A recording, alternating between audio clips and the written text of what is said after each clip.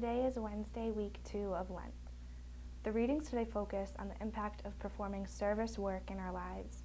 In the first reading, Jeremiah prays that he will be remembered for doing the Lord's work rather than as a public enemy. And in the second reading, Zebedee asks Jesus to promise her sons an eternity in heaven. He replies by reminding her, "Whoever wishes to be great among you shall be your servant." With spring break hope trips prevalent, I immediately think of those I know who are sacrificing time home with their families in order to travel all over the globe to volunteer throughout various communities. Some people are constructing homes in New Orleans or tutoring children in New York. Others are flying to Honduras to help a local church with various tasks. I'm always amazed listening to people talk about their previous hope trips, and I'm struck by the deep emotional connections my friends develop while serving. It's truly an awe-inspiring experience, and you can witness the tangible change in a person who commits themselves to the trip.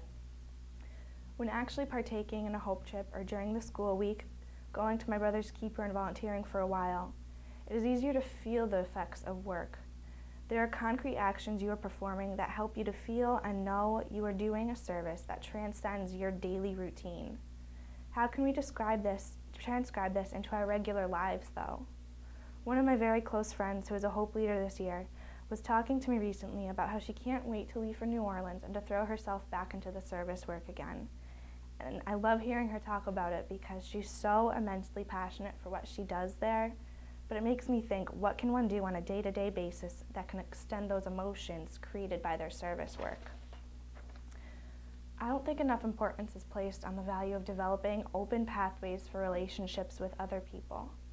The readings today talk about using our resources for the service of God's people, and if we lead a life of service, we don't have to be in a constant state of sacrificing something to benefit others. One of the things that makes the Hope Trips so influential for students is that it is a huge event that only happens once a year. We can take little steps in our everyday life that form these kinds of service too. Half of service work is about the relationships you cultivate with other members and with the people that you're helping. If we are open to engaging in relationships with other people on a regular basis, we are giving the opportunity to foster a connection with another person, which in itself can be thought of as a service to God. Taking the time to listen to someone or letting them know you care about them can provide a happiness and fulfillment akin to that you experience on your service trips. You can use your time in other ways around campus that allow for such avenues, like taking notes for a friend who missed class, or grabbing a hot chocolate for your roommate who's up late studying, or just checking up on someone you haven't talked to in a while. Taking care of all God's people through small, loving reminders is a form of constant service we could be more aware of on a daily basis that will lead ourselves and others on a spiritual path to well-being.